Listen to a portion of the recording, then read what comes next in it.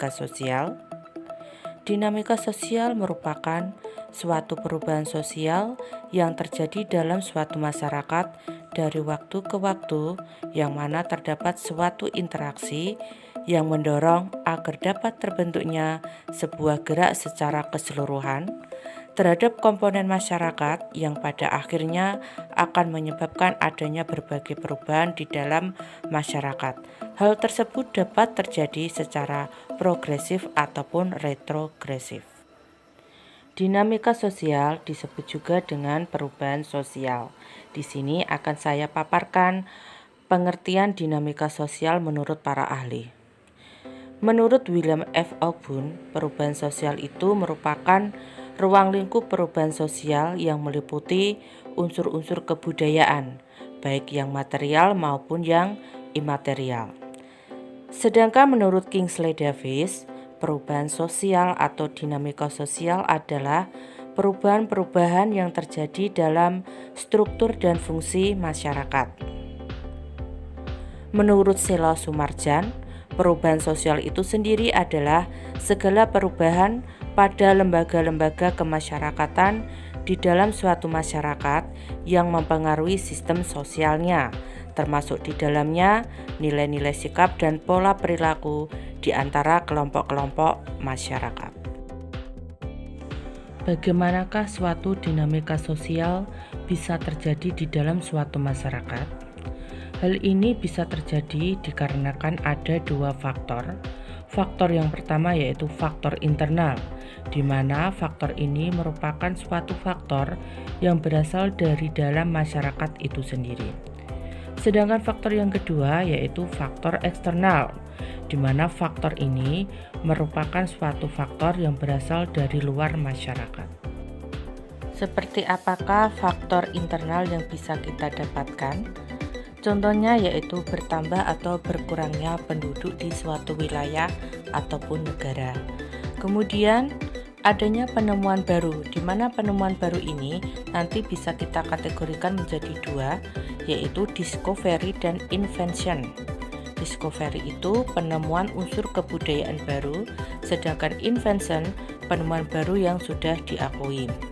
Faktor internal yang ketiga yaitu adanya pertentangan atau konflik masyarakat, dan yang keempat yaitu adanya pemberontakan. Berikutnya kita akan membahas mengenai faktor eksternal atau faktor dari luar. Contohnya yaitu adanya suatu perubahan pada lingkungan alam seperti bencana alam. Semisal ada suatu wilayah A yang sering terkena tanah longsor, maka pemerintah akan mengambil tindakan menyuruh penduduk tersebut untuk pindah ke suatu wilayah yang lebih aman. Dengan berpindahnya penduduk tersebut ke wilayah baru, maka mereka harus menyesuaikan terhadap tatanan atau lembaga yang sudah terbentuk. Contoh yang kedua yaitu terjadi peperangan. Dulu Indonesia dan Belanda itu mengalami perang yang berkepanjangan dan dimenangkan oleh negara Belanda. Pihak Belanda memaksakan terhadap pemerintahan kolonial Belandanya kepada negara Indonesia. Warga Indonesia itu disuruh untuk kerja rodi. Mereka harus mengikuti sistem yang sudah diterapkan. Hasil panen harus diserahkan ke Belanda. Bahkan untuk warga pribumi atau rakyat pribumi pun untuk sekolah juga dibatasi. Untuk yang ketiga yaitu adanya pengaruh yang diberikan kebudayaan lain. Untuk faktor yang ketiga ini sulit sekali untuk dihindari karena adanya globalisasi. Contoh yang paling mudah yang bisa kita temui adanya pertukaran pelajar, adanya wisatawan yang masuk ke negara, itu sudah mempengaruhi terhadap kebudayaan negara setempat. Selanjutnya kita pelajari tentang aspek dinamika sosial. Aspek dinamika sosial yang pertama yaitu terjadi di dalam sistem sosial. Artinya sebuah dinamika sosial tersebut dapat terdiri dari entitas yang mirip. Maksudnya apa? Penduduk suatu negara dikelompokkan berdasarkan gendernya, umur, pendapatan, dan sebagainya yang berada dalam sistem dengan entitas yang mirip. Aspek yang kedua yaitu memiliki pola reguler dinamika. Contohnya tingkat pertambahan jumlah penduduk yang terjadi di ibu kota. yang dapat diukur tiap tahun dan dapat pula diprediksi beberapa tahun ke depannya. Untuk Indonesia sendiri itu sudah melakukan sensus penduduk, bahkan tiap negara itu juga melakukan sensus penduduk. Pertambahan jumlah penduduk diperkirakan naik setiap tahunnya, bahkan kenaikannya itu bisa mencapai 5%. Secara otomatis kita bisa memprediksi berapa 10 tahun yang akan datang jumlah penduduk yang ada di bumi ini. Aspek yang ketiga yaitu memiliki tingkat prediktabilitas. Maksudnya, dinamika sosial dianalisis dengan menggunakan rumus yang bisa membaca tren ke depan. Tren ke depan selalu dalam bentuk probabilitas, jadi untuk menganalisanya tidak dengan cara yang sembarangan. Aspek yang keempat yaitu pola regularitas berhubungan dengan tingkat keseimbangan. Maksudnya, perubahan yang terjadi secara reguler biasanya dicarikan titik temu keseimbangannya. Contohnya apa? Yaitu kebijakan migrasi bisa menambal defisit jumlah penduduk suatu negara agar ekonominya tidak kolaps.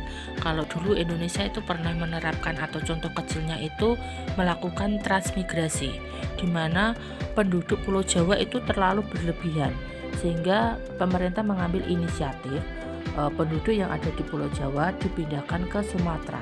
Akhirnya apa? Sekarang Sumatera itu jumlah penduduknya juga sudah seimbang, bahkan perekonomiannya juga sudah mulai bagus.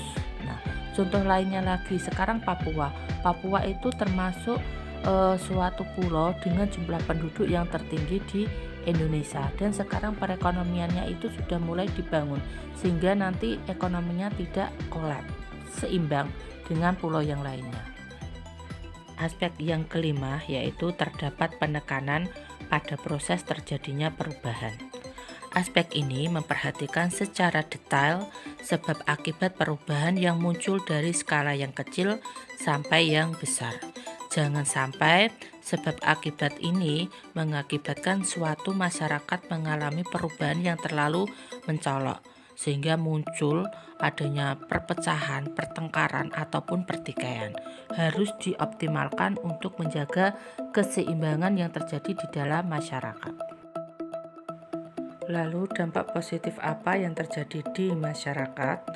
Yaitu adanya tingkat pendidikan merata, karena pemerintah sendiri mengupayakan bahwa pembangunan ataupun sumber daya manusianya itu memiliki tingkat intelektual yang sama, dan adanya profesionalisme yang lebih terjaga.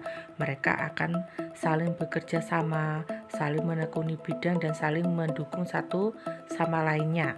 Dan yang ketiga yaitu adanya komunikasi dan informasi lebih cepat dan mudah, karena di sini peran pemerintah, mereka ingin memeratakan pembangunan di setiap wilayahnya atau di setiap pulaunya. Dan yang keempat yaitu pembangunan lebih terjamin dalam berbagai bidang. Dampak negatif dari dinamika sosial yaitu sikap individualistisnya yang muncul, ataupun nilai kebersamaan mulai memudar. Di sini kita bisa melihat aktivitas yang semakin tinggi.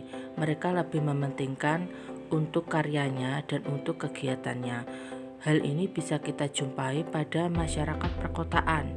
Mereka sudah memiliki sikap individualistis, bahkan sesama tetangga sebelah pun terkadang mereka tidak saling mengenal. Dan yang ketiga, sikap saling tidak percaya hadir di tengah masyarakat. Mungkin karena adanya isu, adanya sikap saling tidak mengenal, mereka menjadi tidak percaya. Dan yang keempat yaitu adanya budaya lokal dan nasional yang perlahan mulai memudar, terutama bagi generasi muda. Adanya akulturasi, adanya budaya-budaya yang masuk di negara kita ini semakin lama juga akan memudarkan. Pemuda-pemuda kita ini sudah mulai jarang mengenal apa budaya-budaya yang diwariskan oleh nenek moyang kita. Contoh dinamika sosial yang bisa kita lihat di negara kita sendiri yaitu adanya pertumbuhan penduduk yang selalu meningkat dari tahun ke tahunnya. Dari data sensus penduduk sendiri sudah menunjukkan bahwa grafiknya itu selalu meningkat, tidak pernah menurun. Dengan pertambahan penduduk yang semakin tinggi ini akan memunculkan dinamika sosial yang semakin kompleks. Mereka memiliki karakter, kepentingan, dan perbedaan-perbedaan yang muncul. Untuk contoh yang kedua, yaitu adanya segresi sosial. Segresi sosial itu adalah sebuah proses yang mana penduduk mengalami pembagian kelompok. Contohnya apa? Yaitu suatu daerah atau kota yang memiliki karakteristik kulit hitam dan rumahnya yang berdekatan antara satu dan lainnya. Mereka akan membentuk suatu kelompok. Mudah-mudahan pemaparan ini bisa menambah pemahaman kalian tentang dinamika sosial.